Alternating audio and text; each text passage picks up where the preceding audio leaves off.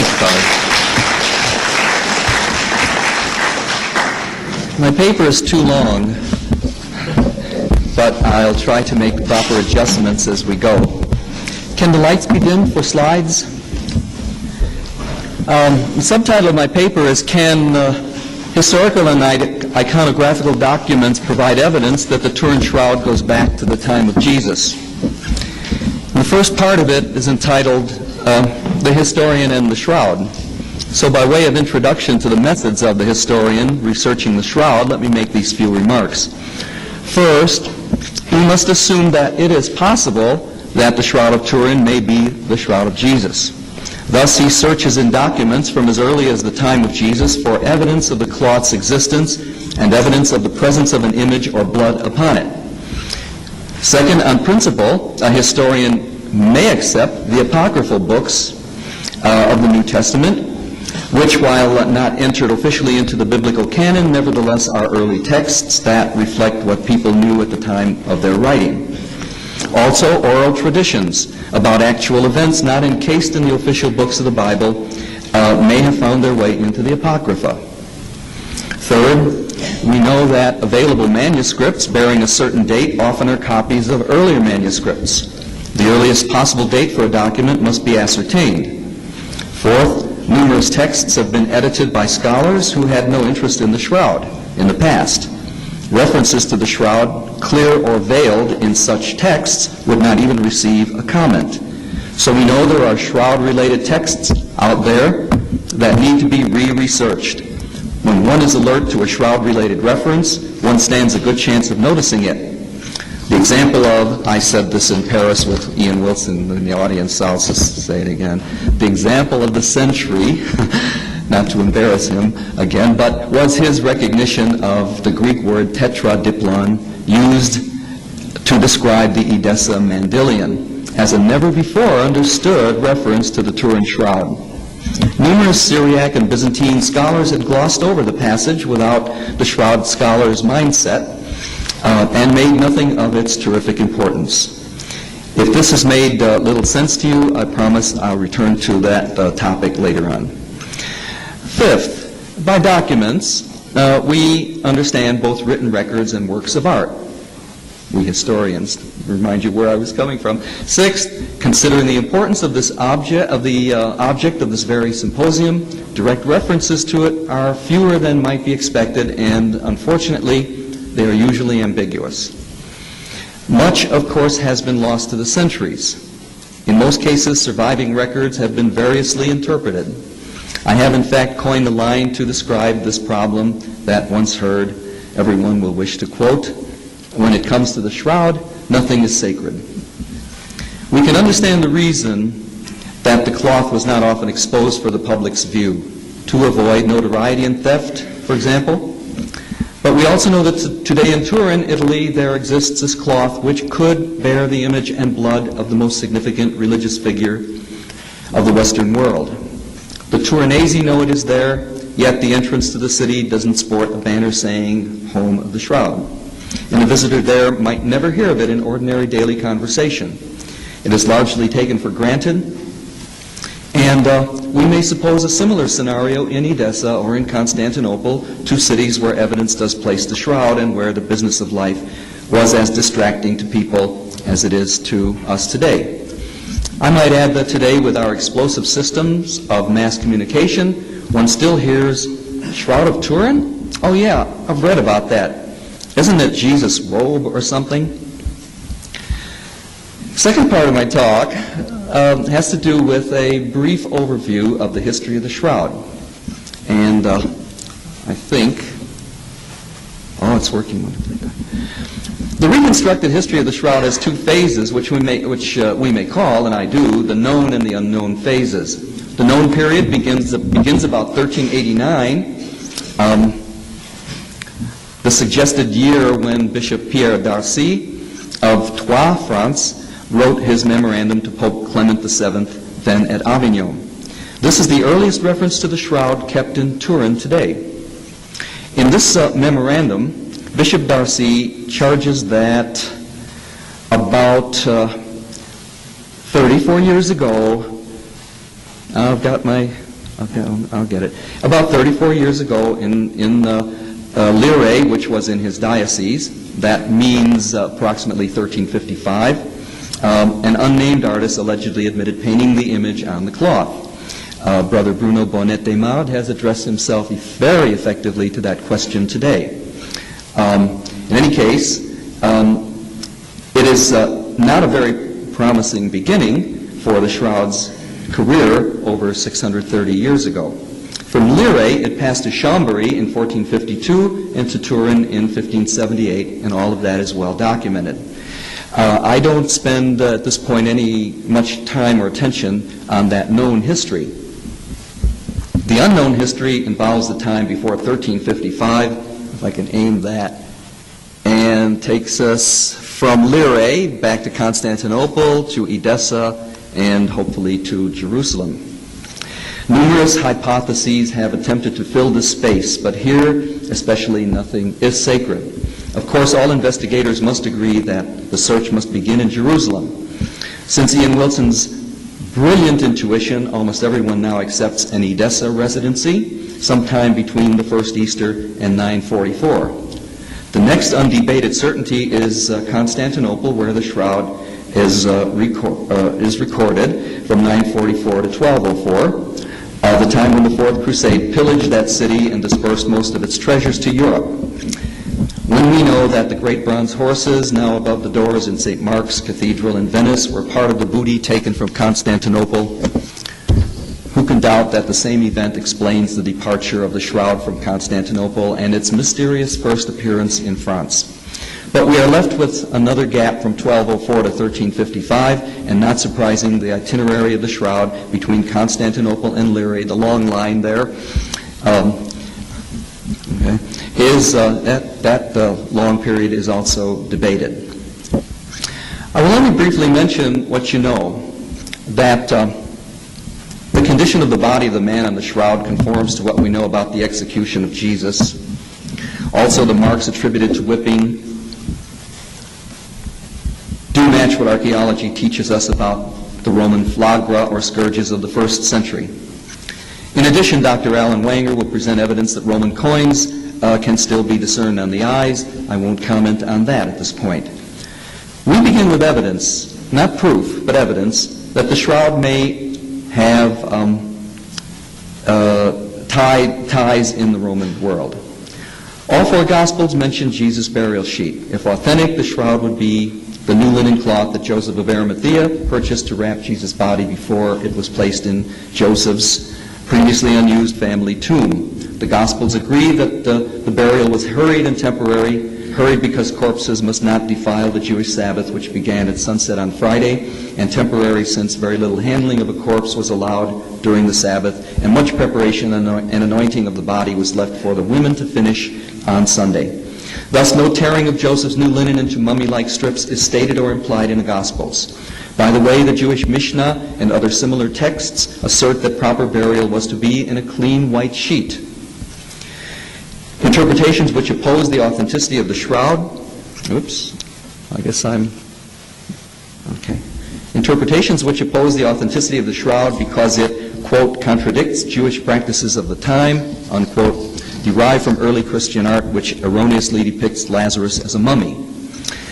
In John 11, the feet and hands of Lazarus were bound with strips of cloth, and this must be the inspiration for such art. An interpretation more faithful to Jewish sources and compatible with the burials of both Lazarus and Jesus in the New Testament would involve tucking the body in the Shroud with binding strips required only around the feet, perhaps neck and upper arms, and laying it in its tomb for final burial. Another enigma. Would the disciples as Jews have refused to defile their hands by touching the clothing of the dead? Or would they have viewed the burial linens as the clothing of the risen God, and on that account have preserved them? We do not know the answer. The canonical gospel accounts do not say that the burial wrappings of Jesus were preserved after Easter Sunday. They do not mention an image. Shroud historians therefore make much of the words of Braulio, 7th century bishop of Saragossa in Spain, quote, he says it is possible that many things happened then which have not been written down. Just as we read of the linen cloths and the shroud in which the body of Christ was wrapped, that they were found, yet we do not hear that they were preserved. But I do not suppose that the apostles neglected to save these, unquote. Indeed, most people would agree that the Gospels do not recount everything that Jesus did and said. Interestingly, the Mozarabic liturgy, used in Spain since at least the 6th century AD, carries a passage for Passion Week which must have been known to Braulio. It is a departure from most versions of the Gospels, and I quote it. Peter ran with John to the tomb. He saw in the linens the recent vestigia, of death and resurrection. Unquote. Keeping the Turin Shroud in mind, the vestiges or traces of death could surely be the bloodstains. But what would be intended by the vestiges of resurrection in the linens, if not the strange image somehow transferred to the cloth? And I understand from Father Dreisbach he's going to spend some time addressing that point. Consideration of such texts as this return us to a reconsideration of better-known passages such as that in the canonical Gospel of John 20. Peter and John ran up to the tomb, and when John looked in and saw the grave clothes, he, quote, saw and believed, for not yet had we understood the Scripture that he would rise from the dead, end quote. If we join this passage with the lines from the Mozarabic liturgy for Easter, we may ask if there existed a tradition, ignored because not understood, that John did see something remarkable in the burial sheet. Did the burial wrappings survive? John's Gospel, which I just quoted, leaves them in the tomb. Survival of the grave clothes is supported, however, by a fragment from the apocryphal 2nd century Gospel of the Hebrews. The fragment quoted by St. Jerome says, quote, after his resurrection, Jesus gave his shroud to the servant of the priest, or variantly, the servant of Peter, unquote. And whoever the recipient, the operative fact is that an anonymous 2nd century writer knew of the persistence of Jesus' shroud. The manuscript entitled The Gospel of Gamaliel, dated to the 5th or 6th century, contains two pieces. It's a manuscript, the Lament of the Virgin and the Martyrdom of Pilate. In the former, Father Dreisbach has counted 16 uses of the words wrappings or linen. Two major miracles are perpetrated by means of contact with Jesus' burial linens, including a revival from death and the healing of blindness. The historicity of these stories is less important than the point that in the 5th or 6th century, when this gospel was written, Jesus' shroud was known to have survived the tomb. In the other document of that manuscript, the Martyrdom of Pilate, we find the evangelist John again in Rome with the Emperor Tiberius at the request of the emperor, who, like Pilate, was on the verge of being converted to Christ. And remember, these are apocryphal yarns. John has painted a likeness of Jesus as he was on the cross. The picture speaks and complains to John. Quote, picture says, it is enough, John, that you painted my image and figure of my crucifixion as you witnessed it on that day. But it was not fair, my beloved, to crucify me again after my resurrection. It would have been better had you painted my figure according to the image you saw of me after my resurrection. Do not allow the Romans also to see my nudity. The author of these lines knew of the nudity of the crucifixion, though Jesus was almost never depicted on the cross so early as the 5th or 6th century. And when he always wore a royal robe or a modest loincloth. Could the knowledge of the nude figure on the shroud be the source of this writer's information? And what is it that John knows about the look of Jesus' dead body, if it doesn't relate to something that appeared in the canonical gospel? The next point I would like to take up is the Edessa connection, first really introduced by Ian Wilson. A single document in Syriac script going back to the 4th century describes a picture of Jesus kept in the town of Edessa. The material, cloth or wood, of that painting, done with choice pigments, quote unquote, is not given in the document, which is known as the Teaching of Addai. The actual history presented in the document is rather garbled, but paradoxically, for our purposes, this is important. For it is a story made up after the fact, when the real history was forgotten, to explain the presence of the Christ picture in Edessa. Here's a story. In 31 or 32 A.D., Abgar V Ukama, king of Edessa, sent Hanan, his archivist and scribe, to fetch Jesus to heal his sickness.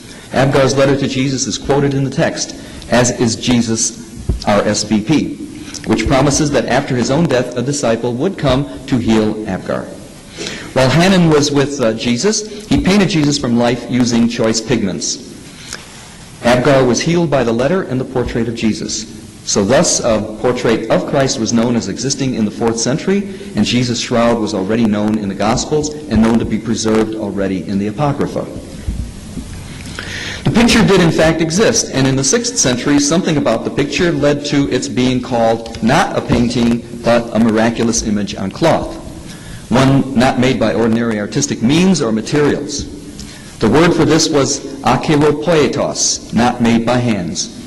In this 6th century account, known as the Acts of Thaddeus, Hanan is called Ananias, and this time he tried to paint Jesus in this version, but failed to capture his divine essence. Instead, Jesus miraculously wiped the image of his face onto a cloth. Stop for a moment. One must ask why such an object should ever be conceived and described unless it happened, unless it existed, since it is by no means a common object, and late Roman history has bequeathed us no actual examples of portraits on cloth. Despite one isolated reference to a painted cloth icon, art historians teach us that the only medium for the earliest icons in the 4th to the 6th century was encaustic on wood, or encaustic meaning pigment mixed with wax done on wood receptor. More seductively, the same 6th century text, the Acts of Thaddeus, curiously refer to this akeropoietos image of Jesus as a tetradiplon, literally 4 doubled. Loosely but still correctly, could be translated folded in 8 layers. I mentioned earlier Ian Wilson's famous insight. It was this facial portrait on cloth, but it was that this facial portrait on cloth might be identical with the Turin Shroud. The Turin cloth, folded in half 3 times, so as to make 8 layers, does produce a visible panel displaying the apparently disembodied face of the person on the shroud. Thus, for all the centuries the Jesus face icon is recorded in Edessa, it was always the folded burial cloth of Jesus, but it was not recognized for what it was. As a face only of Jesus, it required its own etiology or origin, the Abgar story. What really happened? Here's Wilson's plausible reconstruction based on what is fairly certain history. In fact, the first ruler of Edessa to espouse Christianity was not Abgar V, but Abgar VIII, who ruled in the 3rd century. It is possible that Abgar V made inquiries about Jesus and was friendly to Christians. This may have encouraged the disciples to bring the burial wrappings there after the crucifixion. It was a venue safer than a Jerusalem in which Christians were caught in the crossfire of dagger-throwing zealots and Roman shock troops. Let's say it was a 14-foot-long shroud that they had. Why was it folded and therefore disguised? Several responses are possible. The bloody burial cloth was hardly a suitable gift for a king, or, forget the Abgar story altogether as just a story, the body of Jesus was scandalously naked, or the bloodstained body was not the sort of thing that would inspire faith in Jesus' divine achievement. Any of these would be plausible reasons for suppressing the bloody nudity of the figure on the shroud. Folded it was, as we saw, since artists who made copies, like we see, artists who made copies of the Edessa icon after it was in Constantinople represented it stretched in a frame decorated with a diamond or letter chi-shaped trellis work. In the center, left clear of decoration, appeared the face, sometimes appearing to be disembodied, as I pointed out much earlier this morning, that the shroud face may appear. Wilson suggests, again with brilliant perspicacity, that the side strip, otherwise unexplained, may have been added now for the purposes of centering the face within its frame. With regard to the side strip, by the way, recent inspection of the Turin cloth itself has suggested that it may be an integral part of the shroud itself, and we unfortunately don't have the answer here today. Nothing is sacred, not even Wilson's theories. The fact that the story confuses the two Abgars indicates that in the 4th century, the writer of the doctrine of Addai knew only of a framed Jesus' face and created his story to explain it. He knew nothing of the arrival in Edessa of Jesus' burial linens. The tetradiplon continued to be attested in Edessa through the centuries. The historian Evagrius, who died in 597, tells how the image of Christ, the Edessa image, saved the city from capture in the siege by Persian king Khosroes in 544. According to Evagrius, after Abgar's death, his successor Manu VI reverted to paganism. No longer safe in an Edessa friendly to Christianity, the image was sealed up in a city wall above the main gate. Shortly after it was rediscovered, it was invoked to provide the miraculous defense of the city, and it did so. But with the shroud, nothing is sacred. Are you getting the point? Why, we must wonder, did other Byzantine or Syrian writers not mention such an important object? Eusebius' massive history of the church in the 4th century says nothing. The 4th century traveler Egeria, who visited Edessa, says nothing. St. Ephraim, who lived there in the 390s. Jacob of Serug, who died in Edessa in 521. Procopius, who also wrote of the siege of 544, all write as though the Edessa icon did not exist. Only Egeria teases us. She says she was shown in her tour of the city a gate designated as the sacred gate, through which no dead body must be carried. It would have been 200 years since the cloth had been walled up, out of sight and mind, and it is a hint that her guide knew the gate was special, but not the reason anymore. If the Edessa icon was never shown to the public, and if documentary sources, though existing, are scarce, the 6th, 7th, and 8th centuries have provided several examples of visual art which seem to have been inspired by, if not copied from, the Turin Shroud. They provide us with striking evidence of the existence of the shroud at an early date. The reason for the paucity of both literary and iconographic or visual documents must lie in the iconoclast controversy of the 8th and 9th centuries. By decree of the Byzantine Emperor Leo the Isaurian, all icons defined for our purposes as visual representations of God, all icons were to be destroyed as fostering idolatry and as heretical attempts to contain the infinite essence in a finite image. As a result, thousands of pictures of Christ were destroyed, a terrible loss of the heritage of the early Christian church. We may suppose that many literary references to icons and to their reputed miracles was also suppressed. St. Catherine's Monastery, tucked away in the Sinai Peninsula, was so isolated that its icons survived. Here still resides perhaps the earliest surviving portrait icon of Christ, and I surely hope I put a picture up. There it is. Perhaps the earliest surviving portrait icon of Christ, in encaustic on wood. It dates from the 6th century. Dr. Wanger, I think, will present details of his original work comparing this icon with the Turin Shroud, and I think you will be very impressed about it. The icon artist seems to have rendered even the creases and wrinkles still seen on the shroud as part of the cross behind the face of Jesus. You can see on the right and left, but those outlines faint outlines of a cross are perfectly congruent with creases that can still be seen on the Turin Shroud. Here the historian must simply insert it in its context, mentioning only that it is nearly perfectly congruent to the face on the shroud, and thus may have been inspired, that is, copied from the shroud.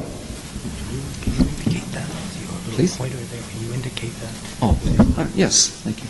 I'm looking at these. These represent the extensions of a cross, and then there are two lines above the head finishing it. But they happen to be, and this occasional line and others that you might just sense here also correspond, as Dr. Wanger will show, to lines and wrinkles that are in the shroud in some form, in some accidental or natural way. In the 7th century, the Byzantine emperor at Constantinople, Justinian II, was the first to mint coins, both tremices and solidi, bearing the face of Jesus on their obverse. The Jesus faces on these coins are of two types, the so-called Syrian Christ and the recently coined, no pun, shroud-like Christ. The former is conventional, not a portrait. The shroud-like Christ is naturalistic and bears a strong resemblance to the face of the man on the shroud. Again, Dr. Wanger will perform my work for me here and show his stunning researches. But But it is a striking evidence that the Turin Shroud was known to 7th century coin engravers in Constantinople. I might add here that Brother Bruno Bonetti Maud, an eminent shroud historian, whom you have all met here today, has offered the view that Jesus' burial wrappings went directly to Constantinople from Jerusalem, and only later, 8th century, to Edessa for protection from the ruthless icon busters of the capital. For my part, we must, I believe, respect the evidence of a Christ image in Edessa, already in the 4th century, but of course, nothing is sacred when it comes to the shroud. We may debate that. Father Werner Bolst, another eminent shroud scholar, suggests that the disciple Peter took the shroud out of the tomb and brought it to Rome, where it inspired famous copies known as the Veronica. Constantine then took it to Constantinople when he moved the capital there about 330 AD. Then it was moved to Edessa in 361 to avoid the possible depredations of Julian the Apostate, enemy of the Christian faith. By the way, this may be a good point to insert, that Ian Wilson's new book, Holy Faces, Secret Places, is now out in England and soon here in the USA. Is it out in the USA? It's here. Anyhow, it's from Doubleday, and it's a wonderful account of these early icons of Christ, and I recommend it very highly. I've had a look at it. I read most of it. We come next to the Vignon markings. Again, further support of the notion of Christ faces. In the 1930s, a French scholar, Paul Vignon, was studying the new photographs by Giuseppe Enrie, second photographs of the Shroud, official ones. Vignon had noticed that numerous early pictures of Christ in both the Byzantine and Western traditions bore a strong resemblance to the face of the man on the Shroud. He identified about 15 peculiar details found on many of these early Christ faces, which could only be explained if the Shroud face was the model. The most noticeable of these are that almost all portraits of Jesus show 2 or 3 strands of hair at the hairline descending from an otherwise clean hairline. One wonders if Jesus was trying to be cool and, like Bill Haley, for some of you older folks, deliberately pushing his hair down. But what could be the cause of that, the origin of that? These could be the artist's rendering of the reverse figure 3 bloodstain that we're all familiar with on the Shroud man's forehead. But what other reason would there be for the persistent strands? Why would this convention ever get started, subsequently to be copied by all the others? Second, many portraits of Jesus show one eyebrow, don't have enough hands, higher than the other, exactly as on the Shroud face. I think you can see it there, this one, that one, and of course in the Vignon drawing. It also existed, by the way, on the St. Catherine's icon that I showed you earlier. Most intriguing of all is the appearance of a strange shape that looks like a box without a lid above a rounded V at the bridge of the nose. On the Shroud of Turin, it is clearly visible and seems to be an irregularity in the weave of the cloth. That's the area. And here and here, it's not precisely a box and a V, but here it seems to be. And another of Vignon's markings is that most Christ faces have a forked beard, as on the Shroud. Another, many of them bring the face down to a garment neckline exactly congruent to a crease still seen on the Turin Shroud. That garment neckline, when you look at the Shroud again, as I will show you, you'll perceive that. And others, especially those that purport to depict the Edessa face, show the face alone as if disembodied. You've already seen some of those.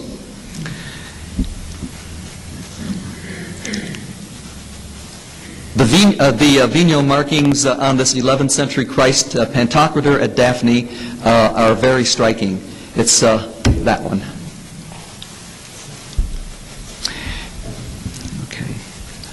In this slide, you see another copy of the Edessa face from St. John at Sakli in Cappadocia, and below the apparently disembodied face as it appears in that panel when the shroud is folded in such a way. A 6th century vase from Homs in Syria is quite similar to the shroud in many of these and other respects. Additionally, one is struck by the narrowness of the face, the distortions carved into the right side of the face, the narrowness, these distortions. Where the shroud face has two sizable bruises, the swollen cheek and the half-moon bruise below it, and then the light bulb shape of the head on its outer edge. We see the last, the narrow, the wounds, the bruises, and the eyebrow that I mentioned. Here's the box, by the way, the rounded V. Some of these can be seen in the negative a little better. The tubular neck, the garment line, and the clean area below giving the shroud face a disembodied appearance. A Christ icon of the 8th century from the Roman catacomb of Pontianus bears a distinct box above the nose. I won't have to point that out. We have to wonder why the artist put it there. Other icons have some, but not all, of the venial markings, depending on what the copyist or artist saw as he rendered his version of Christ. The point is that the very early origin of these distinctive traits seems almost necessarily to be the Turin shroud. As early as the 6th century, and if, I emphasize if, so it is not proof positive that the shroud is the burial cloth of Christ, but it powerfully refutes the carbon dating of the shroud to the 13th or 14th century. The version of the Abgar story in the Acts of Thaddeus, the 6th century version, was repeated in the 10th century documents of Constantinople, which recorded the arrival of the Edessa cloth in that city on August 16th, 944. The monthly lection document retold the story from the pulpit every anniversary. So did the narrative of the Edessa image produced soon after the arrival. But it also gave, this narrative also gave a second variant version, one with an important twist. We know the old Abgar story, Jesus wiped his face. This new version says the image was caused when Christ wiped the bloody sweat off his face in Gethsemane. The writer of this version must now have recognized and attempted to explain the fact that the portrait attested in Edessa since the time of Christ had blood on the face. The Edessa image is the narrative of the Edessa image, that document, is important in the extreme for the light it sheds on the question of the identity of Mandylion from Edessa and the Turin shroud, and ultimately on the question of the shroud's possible authenticity as Christ's burial sheet. This 10th century text contains an eyewitness testimony about the actual appearance of the Edessa image. Constantine VII, Porphyrogenitus, the Byzantine emperor from 912 to 959, who commissioned the narrative to be written, dictated his experience of August 16, 944, the evening of the Edessa Mandylion's arrival in the capital. The then emperor Romanus Lecapenus, his two sons, and Constantine, still a boy, had a private showing of the new relic. They would see it close up, probably by candlelight. Here we must note one of the most critical clues in the entire mystery of the Turin shroud. The description of what they saw precisely fits what one sees. Oops, not the wrong tool. Sorry. The description of what they saw precisely fits what one sees when looking at the face of the man on the shroud. The faint image of the shroud can only be discerned at a distance of 10 or more feet. Looking at it at close range, it virtually disappears because the contrast between the imprint and the ivory-colored cloth is so small. Here are Constantine's words, quote, "As for the cause of the image, it is rather a moist secretion without colors or the art of painting," end quote. 944, okay. We happen to have another description of the Mandylion face written about the same time as the narrative. It is the record of the same evening by Simeon Magister, a 10th century writer in Constantinople. He writes, quote, "The sons of Romanus said they could see nothing but a faint face. Constantine, however, said that he could make out features such as eyes and ears." A close-up photograph of the shroud face precisely fits Constantine's and Simeon's remarks: apparent absence of artist's colors, faintness of image, traces of blood. If this is correct, then the relic brought from Edessa to Constantinople is identical with the Turin shroud, but folded and framed so as to show only the face. It had been in Edessa since at least the 4th century, perhaps since the time of Abgar the 8th, 3rd century, and it was always already the Turin shroud. This notion was reinforced in 1986 by the Italian scholar Dr. Gino Zaninotto, who rediscovered a Greek manuscript. He did what I said historians are supposed to try to do earlier in my talk. He rediscovered this manuscript of a sermon given by a certain Gregory, archdeacon and referendarius of Hagia Sophia Church in Constantinople. The sermon was delivered on August 16, 944, by now recognized as Mandylion Arrival Day in the capital. As an eyewitness of the events, Gregory names those who participated in the celebration. He mentions crowning the Mandylion with the emperor's crown and placing it on the imperial throne, acknowledgement of the overlordship of Christ. His version, curiously, is that the image was formed by the perspiration of death on his face. Then comes the most surprising part. He speaks of the side wound and the blood seen there. How are we to explain a face icon of Christ with a wound in its side? Unless folded back behind the face, the upper body might still be visible. It is a strong hint that the folded tetradiplon from Edessa and the shroud were one and the same object. Just last year, Brother Bruno Bonetti-Maud published a manuscript of the Byzantine writer Skylitzes, suggesting the Mandylion as a full-length cloth. This manuscript is lavishly illustrated with scenes from the Gospels and from Byzantine history and literature. The illustration of interest to us dates from the 11th century. It shows the Mandylion being delivered to Romanus Lecapenus, but it is a strange towel, large enough to be draped over the carrier's shoulder lest it touch ground. The artist was not skilled, it seems, to render the face accurately, or perhaps he meant only to be quite explicit as to the meaning of the object being delivered, a face. By that time, a discovery must have been made that the Mandylion was more than its face value, no pun. But this interpretation, too, has since been questioned by Frenchman Claude Marchal. Around the 11th century, a new artistic motif appeared in the Byzantine scene, the threnos, or lamentation. This new theme depicts Christ dead and hands folded as on the Shroud of Turin, lying upon his large white burial sheet. It seems to point to a more widespread awareness of the real nature of this Edessa cloth, which has now been in Constantinople for about 100 years.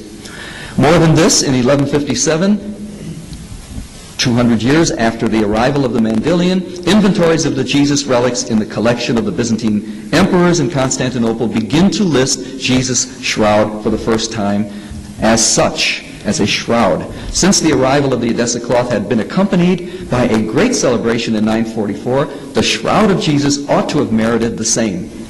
But there is no Constantinopolitan record of the arrival of Jesus' burial sheet. Wilson conjectured that nothing new, in fact, had arrived in town, but that the Mandylion was now acknowledged as, in reality, the shroud, and was so named now in the relic lists.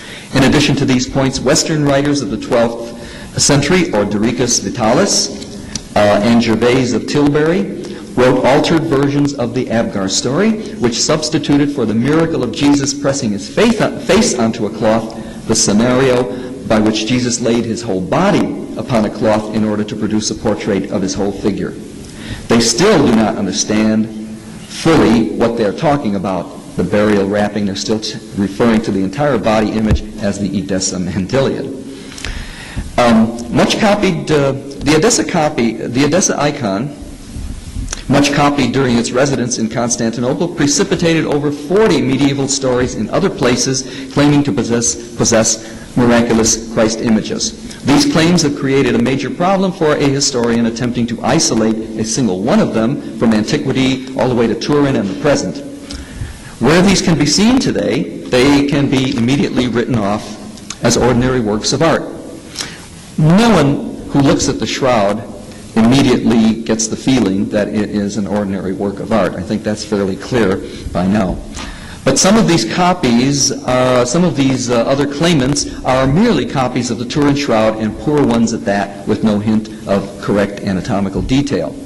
And as each of these claimants is disposed of, the thread we have followed here emerges with increasing cogency as most likely the true acheropoietos, an image formed from the body of a real corpse, possibly even that of Jesus. I won't pursue all of those at this point. As I say, they can be pretty easily disposed of. final document we must consider before the Fourth Crusade and the Shroud's disappearance was written by Nicholas Messarides, the keeper of the imperial treasury in the Pharos Chapel in Constantinople. He was reporting how in 1201 a coup d'etat took place in the palace. The treasury was in danger of being looted, and Nicholas tells how he threw himself between the mob and the entrance to the treasury chapel, and delivered a powerful speech reminding the crowd of the holiness of the place and its contents. He names each relic and continued, quote, "Here too the Lord is resurrected, anew, and the sudarium and burial linens are proof of it. They still smell of myrrh, and they resist corruption since they envelop the indefinable naked corpse of the Lord after the Passion." His words are hints that he saw the nude image on the burial linens. This is the last clear reference to the linens in the Pharos imperial treasury, which was the relic repository of the imperial palace. Soon after, the men of the Fourth Crusade again broke the peace of the capital. It is one of the sorriest chapters in the history of Christianity. Having sailed east to make war upon the Turks, these French, Flemish, and Italian knights sacked Christian Constantinople instead. For 3 days, the knights were out of control. They stole everything of value from gold and silver to sacred relics. The city fell on April 12, 1204.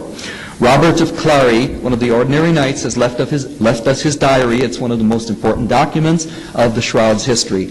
He says that as he was hanging out in the city of Constantinople during non-fighting periods, probably before the fighting broke out, he visited the churches and all the places that were of interest, and the churches were magnificent and the streets were broad and so forth. He praises Constantinople as something never seen in the West. Not even Paris had streetlights or paved streets then. But in the Church of Our Lady of Blachern, he said every Friday they expose for the view the burial wrapping or sidwan of the Lord, so that we could all see the figure of our Lord upon it. So then he says, of course, everyone knows these quotes, I think everyone here, no one knows what happened to this sidwan, neither French nor Greek, and it seems to have disappeared until it reappears in the church at Lire, France, about 1355. What did become of it? Did it come west to France immediately? Did some knight acquire it as a donative? A prize for valor in the crusade? How did the family of Geoffroy de Charny, lords of Lire, acquire it? There are no documents of its departure from Constantinople, and no documents of its arrival anywhere. Okay. The absence of a clear documentation has opened the door to numerous theories. The problem with the acquisition of such a precious relic as the Shroud of Jesus by some knight is that none of the candidate knights is sufficiently preeminent to have been so singled out. Who would be so important? Perhaps, as some averred, it was hustled out of Constantinople in someone's duffel bag, or perhaps it was sent west to a specific cathedral by a high-ranking bishop and just never delivered. Ian Wilson's theory, accepted by many, is that the shroud may have been deposited with the Knights Templar in return for a loan to Baldwin II, last of the Latin Byzantine emperors who ruled there after the Crusade. Flemish knights held the throne during the Crusader occupation from 1204 to 1261. A strength of this hypothesis is that it assumes possession by a single agency which would likely keep its treasure a secret. In one of the Templar Order's unbreachable castles, possibly that at Acre, the shroud remained silent and safe, Wilson says, for many years. It must have been moved to a Templar stronghold in France at some time, he goes on. And in 1307, when the Templars were disbanded by order of King Philip IV, or Philip the Fair, and Pope Clement V, the Templar, as I mentioned, the Templar Order came to an end. Several charges were leveled at the Templars during their trial. Among them was the accusation that they were worshiping an idol at their most secret religious services. Some Templars testified that in the dark the idol seemed to be a head with a reddish beard. Does that remind you of something? Descriptions differed in the testimonies, but some of them point to the shroud face as the object of their secret worship. As a climax to his theory, Wilson reports that in 1314, the leaders of the Templars were burnt at the stake. Among them was a man named Geoffroy de Charny. From the similarity of the name of this Templar leader to that of the first known owner of the Lire Turin shroud, Wilson suggested that the Templar Charnay may have been an ancestor and that he was able to stow the Templar treasure in his family's castle. There it remained another 41 years, we're looking 1314, 1355, 41 years later, until it was deposited in the new church at Lire. This theory has the further merit of explaining the silence of the shroud's first owners regarding how they acquired their unique relic. Would you have announced your possession of an object for which important people had been put to death? Geoffroy de Charny died in 1356 without ever mentioning that he had the shroud. The foundation charter of the Lire Church of the early 1350s does not list it among the startup relics, and mystery upon mystery prevails. One artifact that Wilson adduces as supporting his Templar theory is a wooden panel from Templecombe, England, a Templar headquarters. The panel is decorated with a Christ face, and I wish I had my slide of it, but it wasn't in my box, and I'm sorry. I know someone who has a slide of it here today and will remind us of it. This Christ face is strikingly similar to the shroud face and seems to be an artist's copy of the Templar idol for use in local services in England. In 1987, shroud scholar Rex Morgan offered an ingenious theory. Morgan thinks the panel may have been the lid of a chest that once held the actual shroud. He has noticed evidence that the panel was once hinged, and perhaps when the Templars were being disbanded in France, it was in this chest that they shipped the shroud to England, where I'm trying to pronounce it as a Frenchman would in deference to Brother Bruno and Claude. Geoffroy de Charny may then have acquired it in 1350 when he was a prisoner of the English. The theory as a whole lacks only one thing: the admission by the Templars that they ever possessed or even knew of the Shroud of Turin, Jesus' shroud. There are other suggested itineraries for the shroud between Constantinople and Lire, some quite plausible, but all suffer from the same lack of documentation in the form of direct reference to the shroud. My personal choice is the infamous Besançon theory. I can only present it in outline. Its strength is that only the city of Besançon in Franche-Comté claimed to possess the shroud. The pertinent aspects of the thesis are that Burgundian knight Othon de la Roche acquired the shroud after the Fourth Crusade. He was one of the shroud leaders in Constantinople.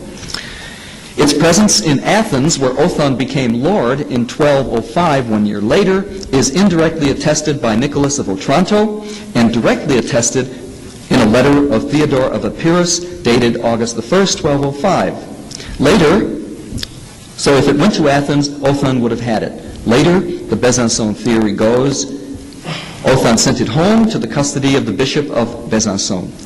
In 1349, the cathedral of Saint Etienne burnt down, St. Stephen, and the shroud disappeared. In 1353 to 55, the Lire shroud made its entrance in history. We know all this in history from mysterious or at least unknown origins. Arguably, Jeanne de Vergy, of a prominent Besançon family, the new wife of Geoffroy de Charny, the first owner of the shroud, appropriated the cloth from Besançon and delivered it to Lire and her husband. This receives reinforcement from the total absence of records at Lire. The foundation charter lists relics but no shroud, and as you know, Geoffroy the first owner never admitted having it. Am I doing that?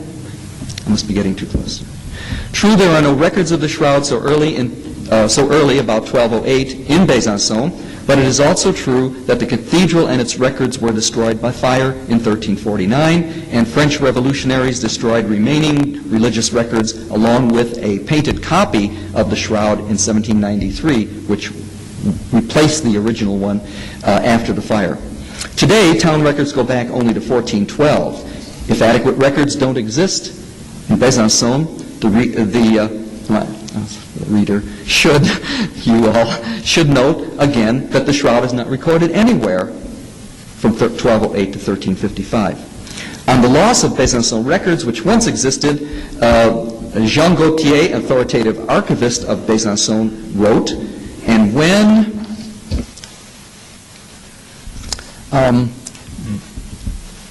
Imitating the makers of inventories, destroying as useless rubbish thousands of accounts and charters, the delegates of the Departmental Directory of Doub threw to the fire or shredded all the registers of the Archiepiscopal Office, that is, all the administrative records of the diocese over 4 centuries. These are French revolutionaries destroying records. This destruction, infinitely regrettable, reduced by about 9/10 the sources of the archbishopric and of the chapter of Besançon in 1793, to the point where altogether they form only 534 articles, having fortunately allowed to survive some precious inventories and cartulaires, and thus the registers of deliberations of the chapter from 1412 to 1790. End quote. I wouldn't think it is too brash to suggest that the revolutionaries would have specifically targeted for destruction the records pertaining to the Shroud, along with the Shroud itself, which was a copy in 1793, the original having long since gone to Lire. On the role of the de Vergis, one should note the important status of this family in Besançon. How could Jeanne de Vergy, this young girl who was going to Lire to marry Geoffroy, how could she get hold of such a thing? In Burgundy or Franche-Comté, this family was important. It had virtually a lock on the post of seneschal in the capital city, Besançon being the capital, from 1191 to 1310. Besides, from 1371 to 1391, Guillaume de Vergy was bishop at Besançon. There was no evidence of a theft by that family in 1349, but it did disappear, and it did appear in Lire in 1355, if not earlier, and Jeanne de Vergy did marry Geoffroy about that same time. And her coat of arms is on the medallion that Brother Bruno has already shown us, as well as Geoffrey's equally. Finally, this Jeanne was in fact a great-great-great-granddaughter of Othon de la Roche, descended from the marriage of Henri de Vergy and Isabelle de la Roche, granddaughter of Othon, and thus may have felt she had a right to take the cloth with her to Lire. Her family arms are seen, I mentioned that, on the medallion. That medallion is the first pictorial evidence of the familiar twin image, by the way, on the shroud. A shroud mysteriously turned up in Besançon around 1375, after the fire. It has been objected that the dean and chapter of Besançon could not have been fooled by this cloth, and therefore the Besançon cloth is not authentic. This cloth bore only the frontal image of a human body. Its authenticity was proved, as they said, by the miracle of reviving a corpse. A scholar of Besançon, Chamard, cites for its discovery and the miracle the Acts and Memoirs of the Church of Besançon and also some other documents dating the rediscovery in the year 1375. So 26 years have gone by since the fire and the rediscovery between those two events, and from the infrequency of display, we may accept that there was no one in Besançon who knew now precisely what the original looked like. Guillaume III de Vergy, bishop of the time, was the fourth in line since the fire. 3 bishops who indeed might have been able to identify the new cloth as a forgery had died. It was thus a de Vergy who verified by the miracle of the raising of the dead the identity of the new shroud with the old shroud. Is this related somehow to a family cover-up of Jean's skipping out with the original? It is important to understand here that all the writers, from Chifflet to Vignon, who insist that Besançon never had the Turin shroud because the replacement was only 8 feet long and held only a frontal image, which could be seen until 1793, have missed the point. Of course, the 1375 cloth was not the real shroud, already well documented in Lire, at least by the Darcy Memorandum. The thrust of the Besançon case must go to its possession before 1349, for which there is actually now some documentation in the report of Nicholas of Otranto, which I haven't read for you, but it does say he was in Athens and he did see the shroud. Anyhow, and also the letter of August 1st, 1205, which places the shroud in Athens, not a copy, as some suggest, but the shroud in Athens, and from Athens and Othon, the long-enduring smoking gun of Besançon, of the Besançon tradition, says the cloth was sent to their city. Now, I think I should end here. If there's any time for questions for any of the presenters, I think this might be the time. after that, we're, I think, all anxious to see dinner. Thank you very much.